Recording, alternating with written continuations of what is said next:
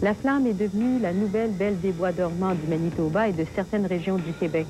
Le combat contre l'élément destructeur s'étire sur plusieurs semaines, les évacuations se multiplient et les pertes deviennent rapidement incalculables. Le plus triste, c'est que bon nombre de ces incendies dévastateurs ne sont pas accidentels. Le Japon est distrait de ses problèmes de scandale politique le temps d'une éruption volcanique. Puis, la vie reprend son cours et le premier ministre Suzuki Uno démissionne dans la disgrâce à son tour après moins de 2 mois de pouvoir pour avoir entretenu une relation particulière avec une fausse geisha. L'Argentine a un tout nouveau président qui aura fort à faire pour régler de très vieux problèmes. Une lutte épique s'engage pour l'achat du géant de l'alimentation Stenberg.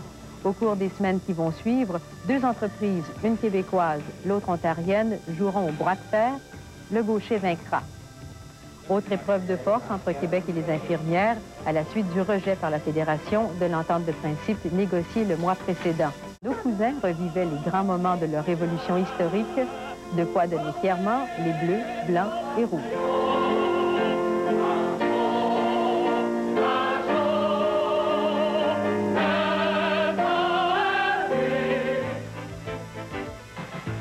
Larry Robinson se trouve un nouveau chandail.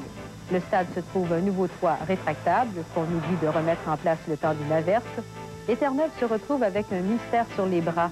Une jeune fille muette au passé mystérieux qui donnera du fil à retordre à ses hôtes jusqu'à son identification plusieurs semaines plus tard. Barbara Dodd de Toronto voulait un avortement. Son ex-ami voulait l'enfant. Il a obtenu une injonction, a perdu la cause, mais reconquis Barbara, qui dit regretter son geste une semaine plus tard. Chantal Daigle de Val-d'Or, elle, voulait un avortement. Son ex-ami voulait l'enfant, puis le voulait, mais pas vraiment, mais le voulait pour le donner à ses parents. Bref, Jean-Guy Tremblay a obtenu une injonction, alors que pour la première fois dans l'histoire canadienne, un juge reconnaissait l'existence légale du fœtus. Injonction maintenue par la Cour d'appel du Québec. Alors que le pays en entier se rangeait en 2 clans bien distincts, la cause se déplaçait à Ottawa devant la Cour suprême. Pendant quelques jours, on se sera fait rappeler que des Américains et des Européens sont toujours détenus en otage par des factions terroristes au Liban.